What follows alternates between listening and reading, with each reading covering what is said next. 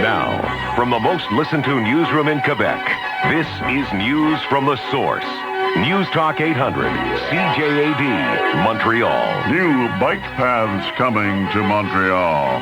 No decision yet by Kenworth Trucks. Rain, like you couldn't see so much so fast through a day, but it is pouring rain. And was the pepper spray victim on cocaine? That's now a possibility. Good afternoon. Gord Sinclair with news and comments at high noon on a day that is terrible. That's what it is. At 5 o'clock this morning, the temperature was 5 degrees. We finally got to about 5.5. So that's about the size of that. It's remained the same temperature. It was pouring rain at 5 o'clock this morning. It is pouring rain now at noon. So there's your story. And what do we expect for the rest of the day? Pouring rain into the night, too. But tomorrow, gradually, it'll get better. We'll talk to Ed Cowell about it after the news. We'll say that it's 6 degrees downtown. It is not quite 6, but it's above 5. Meantime, in the news, as you know, a man died, a 38-year-old man, last evening after he had been apprehended by police who sprayed him with pepper spray. He was resisting arrest. He had broken his parole, and they used the pepper spray. Then they took him to Station 52, where he died in a convulsion about 2 hours later. Now there is one report. We, of course, have an official investigation underway by the provincial police, but we're now in receipt of one report, at least unconfirmed, that the man was high on cocaine when he was sprayed. We'll keep you up to date on that. And Montreal announced this morning that at the moment we have 125 kilometers of bike paths. In 3 years, we're going to double that. That's pretty good. It'll cost $5.2 million, but they say it is worth it because we have more than 1 million bicycle riders in the city of Montreal every year. And by the way, the new bicycle paths will link up with others in both Verdun and Westmount, so that in effect, while the city will double the bike paths you can get to, it'll be more than double available to you. And a spokesman for PACCAR, that's the parent company of Kenworth Trucks, isn't sure if there will be a response today to the offer to reopen the St. Therese assembly plant. The company announced last week it was closing. Since then, they've been approached by Ottawa and Quebec to strike a deal to keep the plant open. And we have heard earlier that PACCAR, the parent company, would come up with some kind of a response today. Now we're not quite so sure about that. The province is offering them help to the tune of about $15 million. John Nunziata will probably remember this day. They vote on the budget today in Ottawa, and John Nunziata, who is a Liberal, says he will not vote with the government. He hasn't officially said that he'll be in there and vote against the bill, but probably he'll do that. And the reason? Because he said my party promised an end to the GST, and they have reneged on that. Therefore, I am going to vote against the budget. We'll see. Meantime, also today in Ottawa, the beginning of parliamentary hearings, a parliamentary commission at work to talk about changes to the Young Offenders Act. We may discuss that on Free For All after the news, because the Young Offenders Act seems to be of great interest to our listeners. And in Peterborough, you may recall, I guess a month or more ago, we had a story about a man in Peterborough who had been charged. He was running a fast food joint, and they had to wear uniforms, and he had been charged with putting one-way glass so that he could look into the dressing room where the young ladies changed out of their regular clothes into their uniform. It was found out he was charged. Well, a bit of a surprise for him, I would think. He is going to jail as a result of that. He probably expected to pay a fine, and that would be that. And the Boston Marathon attracted everything from bananas to brides. Canadians Oz Oskam and Bev McPherson of Vancouver were married at the starting line, and they were dressed for the occasion, the bride wearing a wedding dress and running shoes, the groom a tuxedo, top hat, and shorts. Other contestants included Elvis and a man wearing a pink tutu. There were clowns, Batman, Robin Hood, Viking horns, Dr. Seuss, even a plastic banana was in the race.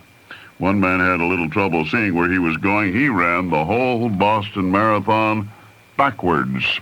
CJAD News Time is 12:05 at 10 o'clock. Oh, no, we've got an even later report at 11 o'clock this morning.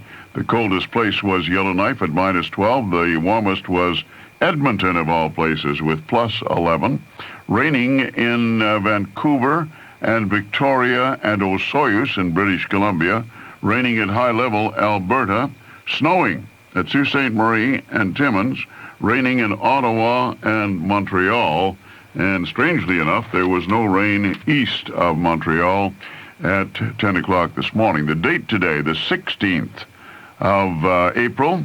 The Welland Canal opened for navigation on the 16th of April in 1887. Charlie Chaplin was born in London, England on April 16th in 1889. Vladimir Lenin returned to Russia after years of exile on April the 16th, 1917. The program, Fibber McGee and Molly, started on the radio on April the 16th on NBC in 1935. Walter Cronkite began as the anchor of the CBS Evening News on April the 16th in 1962. And David Milgaard was released from a Manitoba prison after serving nearly 23 years for murder on April 16th in 1992. We have some birthdays today. Ellen Barkin, the actress, is 41.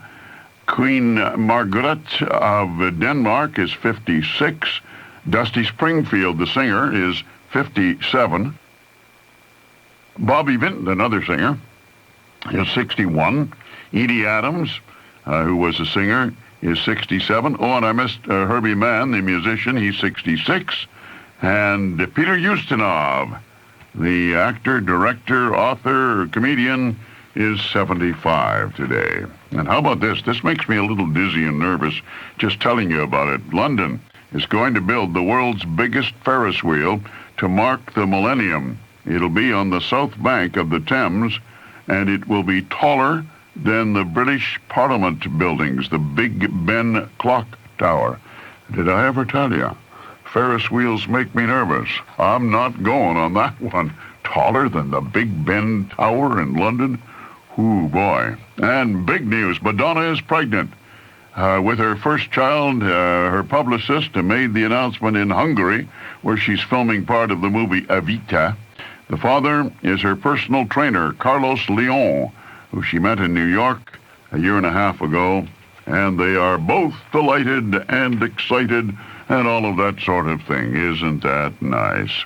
My medical story is kind of interesting. A researcher says living in the suburbs with cars is more dangerous than living in the city with crime.